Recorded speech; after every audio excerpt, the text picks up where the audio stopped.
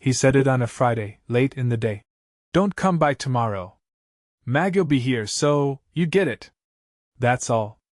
No explanation, no stammering, just a flat warning. I was holding the phone, listening to his voice. In the background, I could hear something like a TV, maybe a sports show. He never missed the Friday baseball highlights. The moment I hung up, I felt a knot in my gut. It was too clean, too abrupt. That man and we'd known each other since the late 80s. We'd been through lawsuits, expansions, all sorts of business storms, and personal ones too. We'd never had secrets. At least that's what I used to believe. I'm not one for dramatics. I put the phone on the kitchen counter, stared out the window.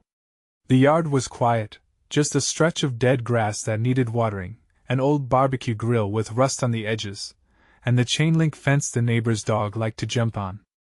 That dog had barked every day for 5 years. Suddenly it felt silent out there. Like the world was holding its breath. I could still hear his voice in my head, Maggie'll be here, so, you get it. Maggie is my wife. We've been married a long time, with breaks here and there, nothing official, just those times couples drift. But we never used the word divorce. She had her own life, her own circle. But we had our routines and Sunday dinners and the rest. When he said her name like that, something ripped open inside me. I tried to replay the exact tone he used. It wasn't threatening, it wasn't angry.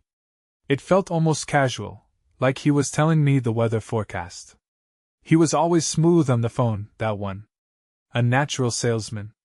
I remember looking down at my hand and noticing I'd tightened my fist so hard my knuckles turned white. I forced my fingers to relax. Then I walked outside. I didn't slam the door, didn't knock anything over. Just stepped out, shutting it behind me. The air had that dryness that comes when spring turns to summer. Everything felt sticky and still. I went to my truck. I'd had that truck for over a decade. The driver's seat had a tear in the leather, the dashboard was cracked in one corner, but it always started on the first try. I got in, turned on the engine, and listened to it idle. I wasn't sure where I was going, maybe to pick up a beer, maybe to drive around until the sun went down. I ended up backing out of the driveway and rolling down the street, just letting my mind spool. Better not come tomorrow. Maggie'll be here. I remembered the last time I saw him and Maggie in the same place. It was a barbecue for one of our mutual clients, some fancy real estate guy. My friend had his wife with him that night, and Maggie was standing off by the fence, sipping iced tea. He joked with her about something, she laughed politely, and that was it. I didn't see any sparks, no tension, nothing out of the ordinary. The rest of that night was the usual, business talk, forced smiles, folks trying to cozy up for deals. I went home with a headache from all the small talk, and she came home a few hours later, said she'd caught a ride with a girlfriend. I didn't question it. We'd been half living like roommates for a while. Even so, you think you know the lines in your own life. The boundaries. You never imagine your oldest friend calling to say, "Hey, tomorrow your wife's coming over, so keep away." There's no manual for that. I drove around the block a few times, ended up at a 24-hour diner. Sat in the booth by the window, ordered a coffee black. The waitress recognized me, but she didn't ask anything. I guess she saw my face and thought better of it. I sat there, swirling the coffee, trying to think. Or maybe trying not to. At one point I took a pen from my pocket and wrote a single word on a napkin, why? I stared at that question until the letters felt blurry.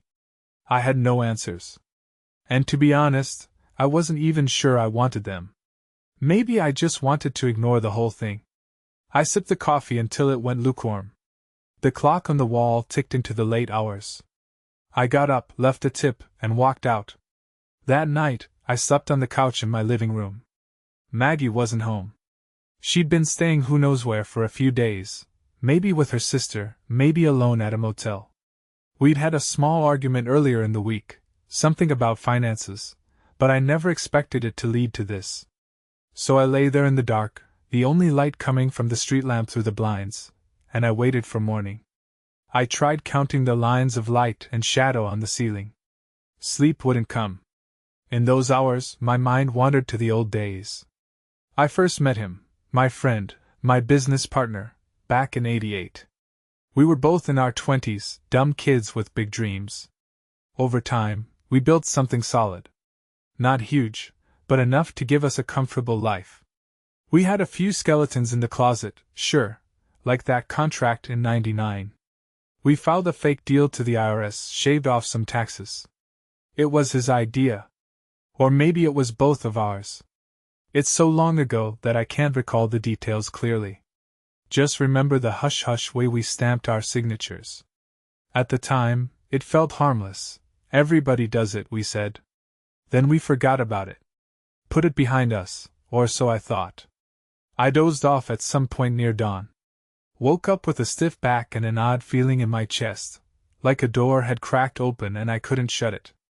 I showered, got dressed, and realized it was Saturday. The day he'd warned me about. The day I was not supposed to show up. But a stubborn part of me refused to let it go. I told myself, I'll just stop by. I'll see what's going on. Maybe it's a misunderstanding. But I knew better. Still, I refused to arrive empty-handed. It sounds stupid now, but I remembered how his wife used to love peach pies from this little bakery near the office. She'd mention it at parties. I decided to swing by the bakery first, buy one of those pies, and take it with me.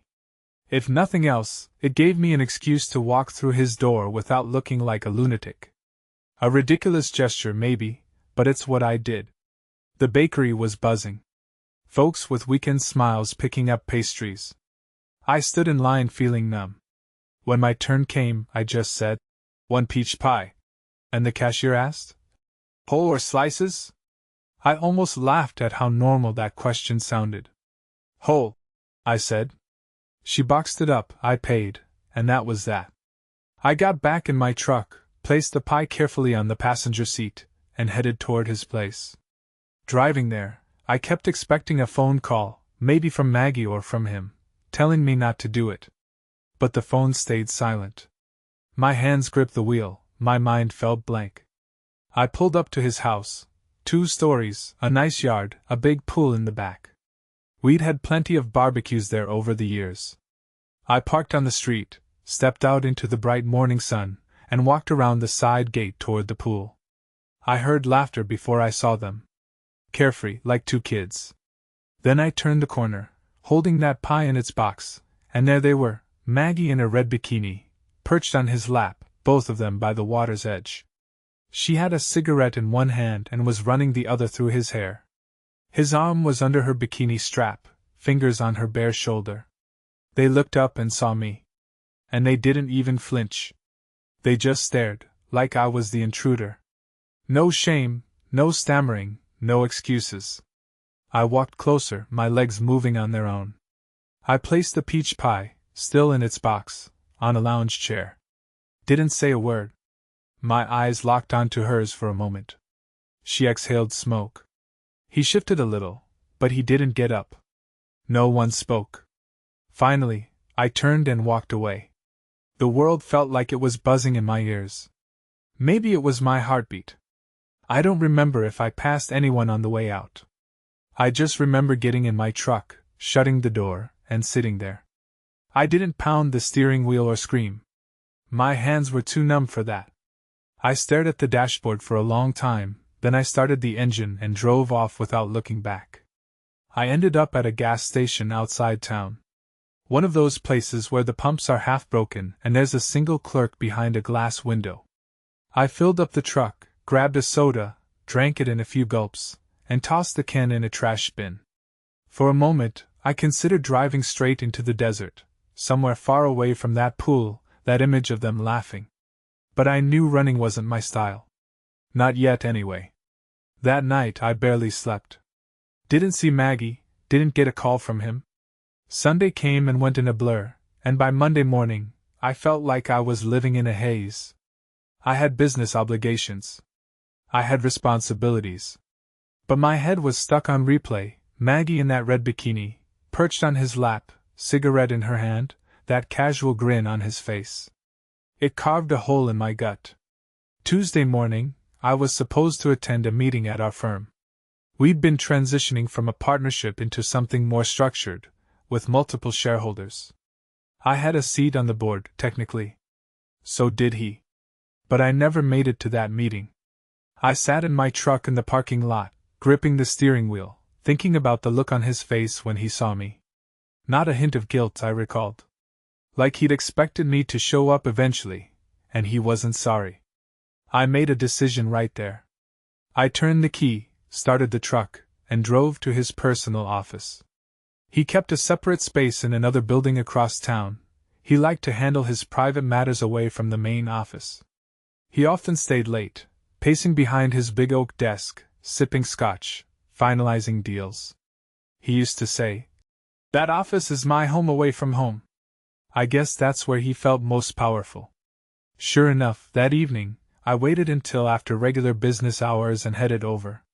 The parking lot was nearly empty, just his car and maybe one or two others. I walked in through the side entrance, took the elevator up. The hallway lights were on low power. I reached his office door, a heavy, dark wood with his name on the plaque. I tried the knob, it was unlocked. I stepped in, then locked it behind me. He was at his desk, tie loosened, jacket off, reading some documents under a desk lamp. He looked up, saw me, and for a second, I thought I spotted real fear in his eyes. But he tried to mask it with a polite nod. "Hey," he said, like I was dropping by with coffee. I didn't answer. I walked around to the front of his desk, stood there. Then I said, "Now listen." I felt my throat tighten, but I pushed the words out. "I'm gonna tell you something, and you better hear every word." He didn't move, didn't speak. I reminded him of the contract we signed back in '99, the one we forged to cheat the IRS out of a chunk of taxes. He blinked, slow and uncertain. I told him I had a copy, that it had both our signatures, both our notary stamps. I said, "I already mailed it to the IRS. Certified. Sent it last week." That last part was a lie. I'd only prepared the envelope. But he didn't know that. I saw the color drain from his face, like his blood was trickling down step by step. He opened his mouth to protest, but I raised a hand. "You messed with me," I said, voice low. "And if I've learned anything over the years, it's this: the IRS doesn't care about mistakes. They find one thread, they pull it, and the whole sweater comes undone." I kept my eyes on him. I could see his breathing go shallow.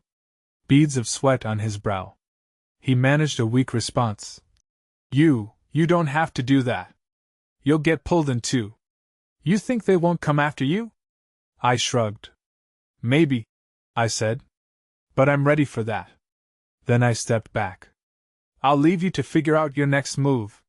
He stood up halfway, hands braced on the desk. "Wait," he said. But I turned and walked out. I didn't slam the door, didn't even let it click loudly. Just a quiet close. Because when you plan to burn it all down, you don't announce it with a bang. You let the flames do the talking. In the hallway, I leaned against the wall, my pulse thudding in my ears. I half expected him to come running out after me. But he didn't. Maybe he was too stunned to move. Maybe he was already on the phone to some lawyer. I didn't care. I took the elevator down, walked across the empty parking lot, and drove off into the night with no music on the radio, just the hum of the engine. The next morning, I woke up to find Maggie's car in the driveway. For a second, I thought about driving off again, but something told me to go inside. She was sitting at the kitchen table, wearing sweatpants and a faded t-shirt, hair pulled back. No makeup, eyes puffy. She looked up as I entered. "Hey," was all she said. I kept my distance, standing by the counter. "You're here now?" She stared at her hands. I came to pick up some clothes." We both knew that was a half lie. She had clothes in the closet, but I could see the guilt in her face. She looked like she wanted to say something more. I didn't push it. I watched her gather a few items into a small bag, random stuff. A sweater, some jeans. She folded them carefully, like she needed something to do with her hands. Then she paused, turned to me, said quietly, It's not what you think. I gave her a long look, my chest tight. Don't tell me what I think. She blinked, eyes filling with tears. She tried to blink away. I'm sorry, she whispered, voice shaking. I never planned any of this. In that moment, I wanted to lash out, ask her every question rolling around in my head. How long? Why him? What the hell were you thinking? But the words died in my throat. I just shook my head and walked to the door. Lock up when you leave, I said. Then I stepped out, leaving her standing there in the quiet house. That was the last conversation we had for a while. I spent the rest of that day driving around aimlessly, stopping at another diner, ordering a burger I barely touched, then sipping coffee until it went cold. My phone buzzed a few times, people from the office, probably him too. I ignored every call. I ended up pulling into a motel on the outskirts, paying cash for a single night. The room smelled like cleaning chemicals and stale cigarettes. I lay on the bed, clothes still on, stared at the ceiling, and realized I felt no sense of relief. I'd set something into motion, but I was nowhere close to done. Sometime past midnight, I stood up and fished a piece of paper out of my wallet. It was a copy of that old contract. I'd carried it around ever since I dug it out of storage a few years back, mostly out of paranoia or maybe leverage, I don't know. I studied our signatures, side by side, so neat and official. We were young and hungry back then. Signed it with a flourish, sure we were invincible.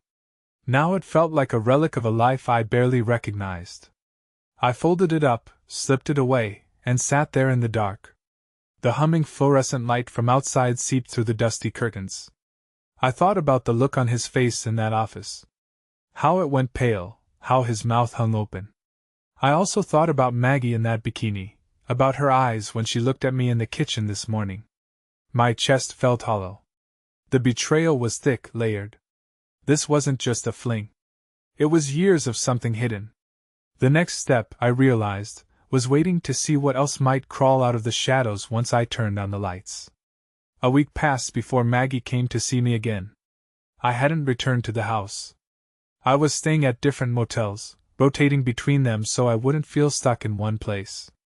Each day, I'd park my truck in a new spot, turn off my phone or ignore it, and watch the same cycles of local news in dingy rooms. I called the office once, just to tell them I was on a leave, that I needed personal time. They didn't ask many questions. Or if they did, I wasn't listening. It was a Thursday afternoon when she showed up unannounced at one of the motels. She must have asked around or tracked my phone somehow. I never found out how. I just heard a knock on the door, opened it, and there she stood. Next to her was her sister. They looked nervous, like they were about to face a firing squad. I let them in without a word. Maggie's sister was the quiet type, always had been. She kept her eyes on the stained carpet. Maggie swallowed hard, then said, "We need to talk." I recognized the tone, like she'd rehearsed it in the car. I gestured to the only chair in the room.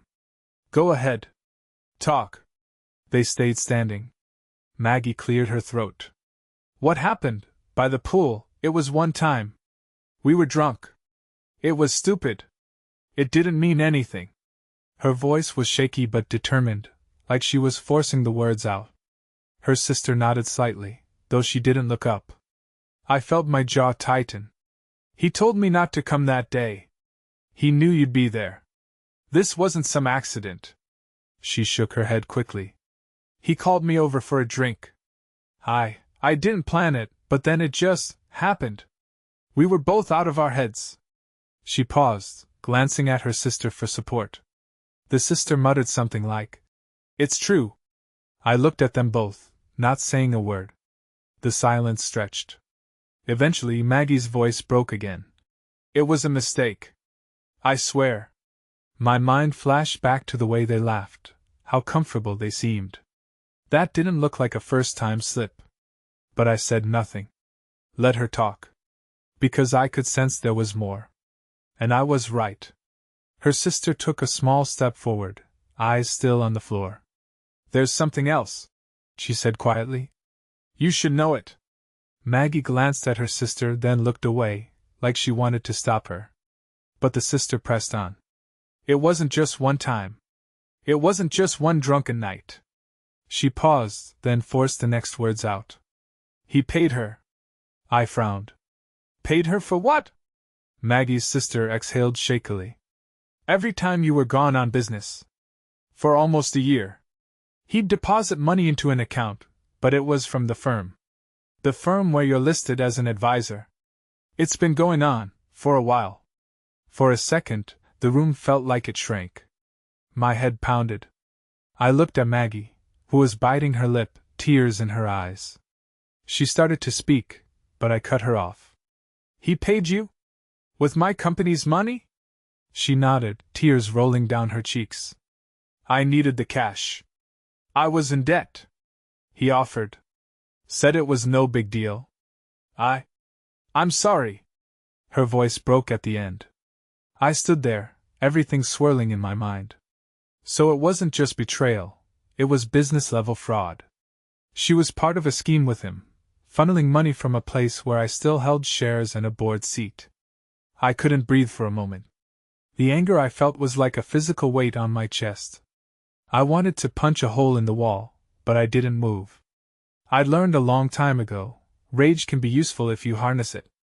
Wild fists solve nothing. Finally I spoke, my voice a raw whisper. Get out. Maggie opened her mouth, probably to beg for forgiveness or explain more. But I raised my hand, and she fell silent. I could see she was trembling. Her sister gently took her arm, nodded at me in some silent apology, and led her out. I shut the door behind them. My heart was pounding, my ears ringing. The rest of that day, I paced the motel room. Tried turning on the TV to distract myself, but all I heard was static. My mind kept going back to the old contract I'd threatened him with. Now I realized this was even bigger than just the two of us. The firm's finances were involved. If the IRS or any auditor dug deeper, they'd find 1,000 small irregularities, not just from '99 but maybe from recent years too. And I was listed as a consultant, so my name was on documents.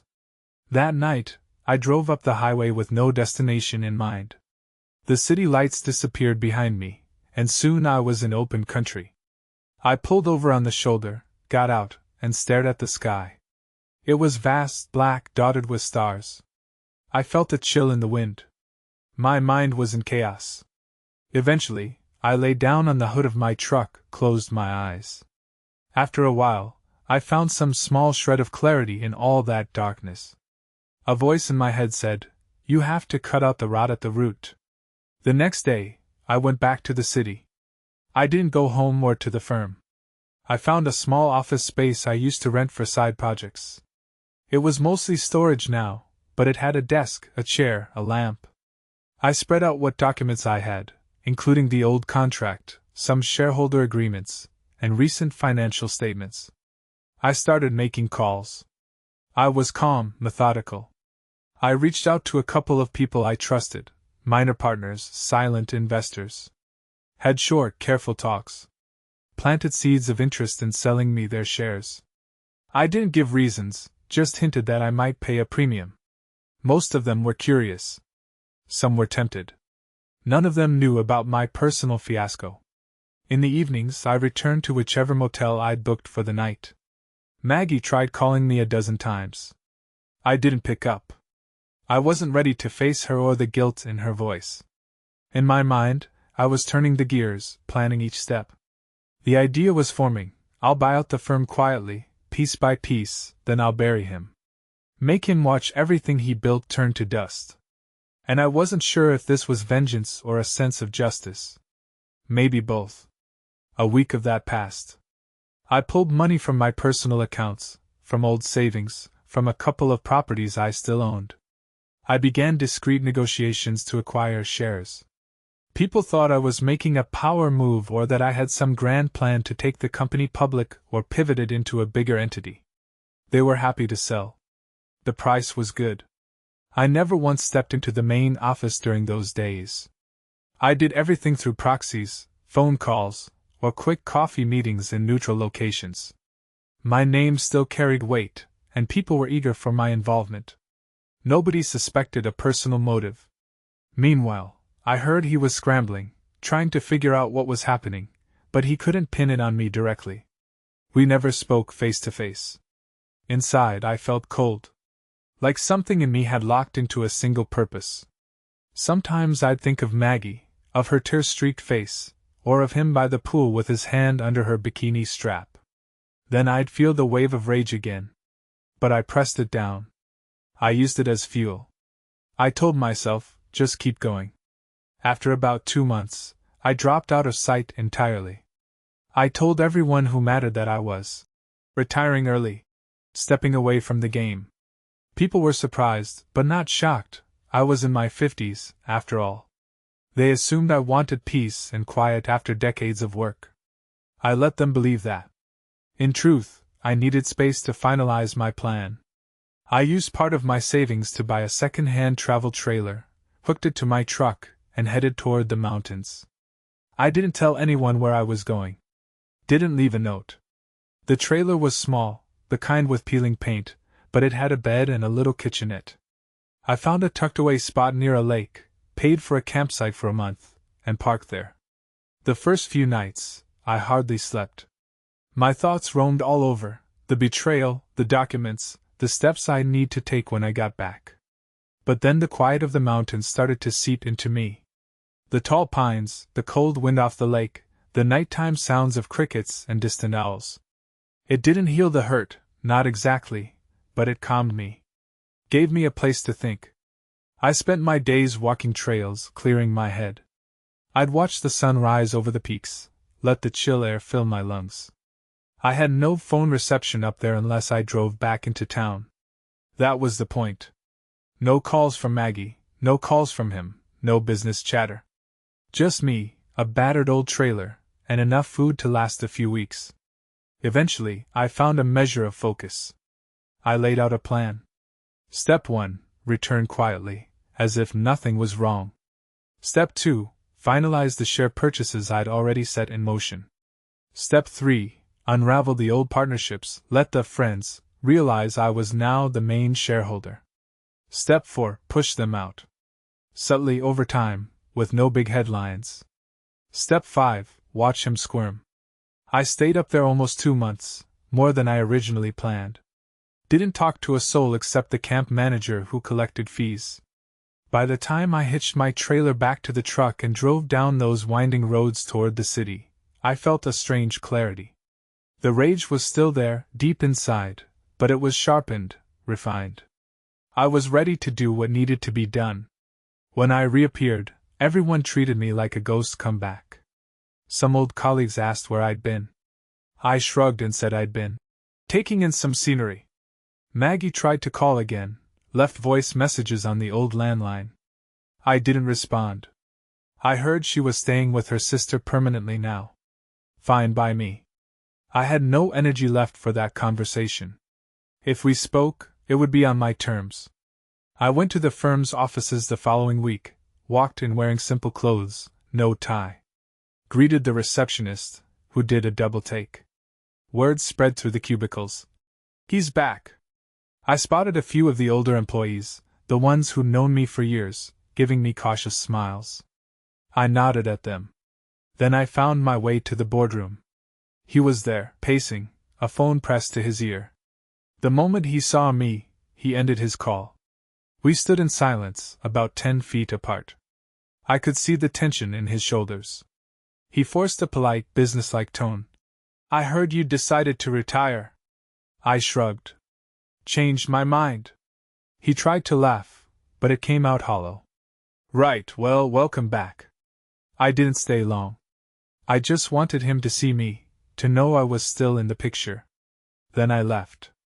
Over the next few weeks, I worked behind the scenes, finalizing the deals I'd started. The shares of minor partners, the positions of certain board members, everything shifted.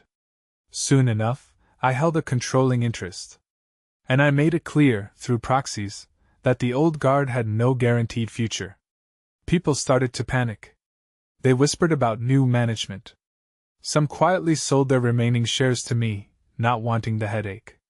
Bit by bit, I acquired the rest.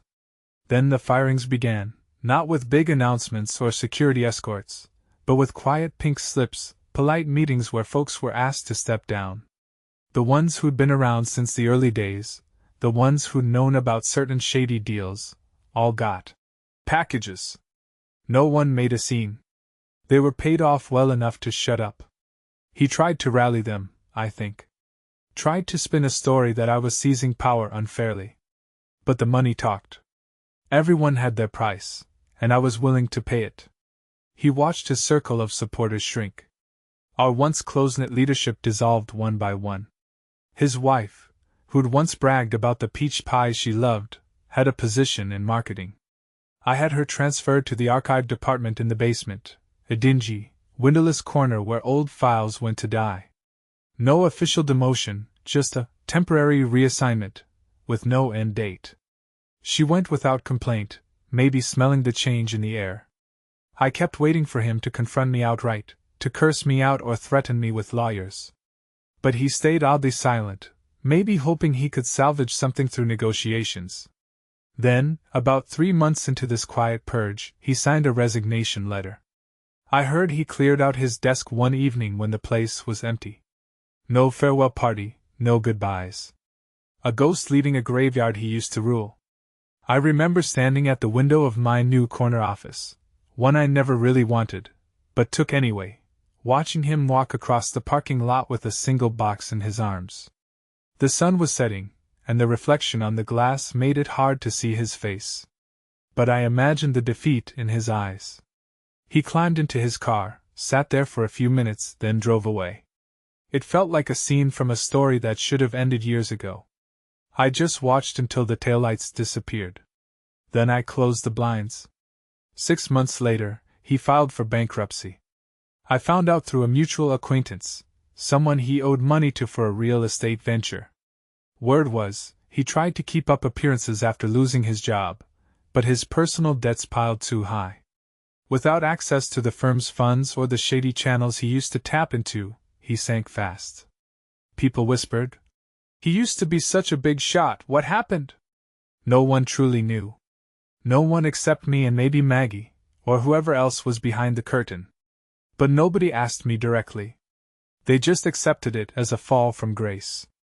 By then, I'd sold most of the firm's assets at a decent profit, some of it to outside investors, some of it to expansions in other states.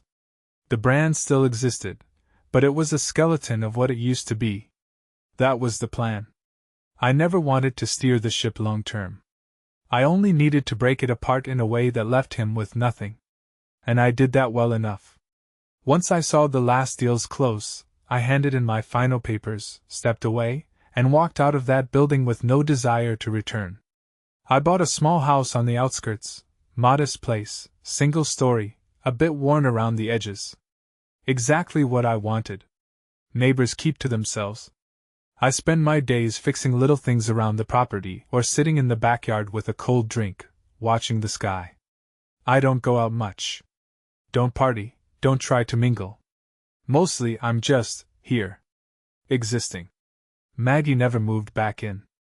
We've spoken a handful of times, mostly about practical matters, tax forms, leftover bills, official stuff. She's not with him, obviously. Last I heard, she was staying in her sister's spare bedroom, working part-time somewhere. I guess she's trying to piece her life back together. I can't say I wish her well or ill. I'm numb to it. It's like we used to occupy the same house, but that was another lifetime. Sometimes, late at night, I sit in the darkness, listening to the hum of the fridge or the faint noise from a highway in the distance, and I hear his voice in my head. "Maggie'll be here, so, you get it." Over and over. It echoes in the quiet, like a taunt. Or maybe a warning. I realize now, he wasn't just telling me to stay away. He was telling me that we'd crossed a line we couldn't erase. In his own twisted way, he was giving me a heads up about how deep the betrayal went.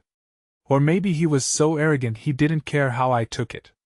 "You get it," he said. And now, yes, I do. I get it all. All the layers of lies, the hush-hush deals, the siphoned money, the late nights when she'd say she was out with friends, the phone calls behind my back. I understand too well. And I wish I didn't. Because knowing the truth doesn't set you free, not always. Sometimes it traps you in a loop of memories you can't shut off. I've made my peace with some of it. The firm is gone, or at least gutted. He's bankrupt, she's gone. My name is no longer on any official board. I'm out of the spotlight. People occasionally ask me why I left so abruptly, if there was a scandal, but I just shrug and say I was tired. Let them believe I wanted an early retirement. That's what people do, they fill in the blanks with their own stories. Nobody presses too hard. I can't say I'm happy. Happiness isn't in my vocabulary these days. But I'm not exactly miserable either. There's a certain calm in knowing I cut out the rot. Sometimes I sit on the porch, watching the sun dip behind the trees, and I feel the faintest sense of something. Not joy, not regret, just an acknowledgement that I'm still here, still breathing. Life goes on, even after it rips you apart. One evening, a neighbor dropped by to say hello, a friendly older man who noticed my truck. We stood around making small talk. He asked me where I moved from, what line of work I was in. I just said, used to be in business, but I'm retired now. He nodded like that made sense. Didn't pry. Eventually, he headed back to his place. And as I watched him go, I realized how simple life can look from the outside. One day, maybe I'll tell some version of the truth, but for now, I keep it locked away. Late at night, though, it all returns, the phone call, the poolside laughter, the moment I set that peach pie down and walked off. The hush in his office when I said, now listen. The way Maggie's sister looked at the floor, too ashamed to meet my eyes. Sometimes it feels like it happened to someone else, like a movie I watched once. But I still feel that dull ache, that buzzing in my ears. Like an echo that never fully fades. I guess that's my story? Not proud of it, but it's mine. No fancy endings, no bow wrapped around it. I'm just a man who got burned by the people closest to him. Then I took my revenge in a quiet, methodical way. If that makes me a villain, so be it. If it makes me a fool, well, I was a fool long before I was a villain. Either way, this is the truth. I haven't spoken to him since the day he left the firm. Don't even know where he lives now. Don't want to. Maggie's an afterthought most days, though sometimes I spot a car that looks like hers and my heart stumbles. Old habits. But I don't reach out. It's better to let the ashes settle where they are. And that's it. I sit here in this small house on the outskirts, in the quiet, thinking. Sometimes I'm okay, sometimes I'm not. But I don't regret what I did. Might not have been the moral thing or the ethical thing, but after seeing him with my wife by the pool, laughing without a shred of guilt, something in me turned off. I had to do what I had to do. When the nights get too still, I pour myself a glass of whatever's on hand, bourbon maybe. I take a sip, stare at the wall, and hear his voice. You get it. I say nothing back. Because there's nothing left to say. I just close my eyes, let the words echo, and remind myself that some things can't be undone. They can only be understood. And yes, I finally do understand.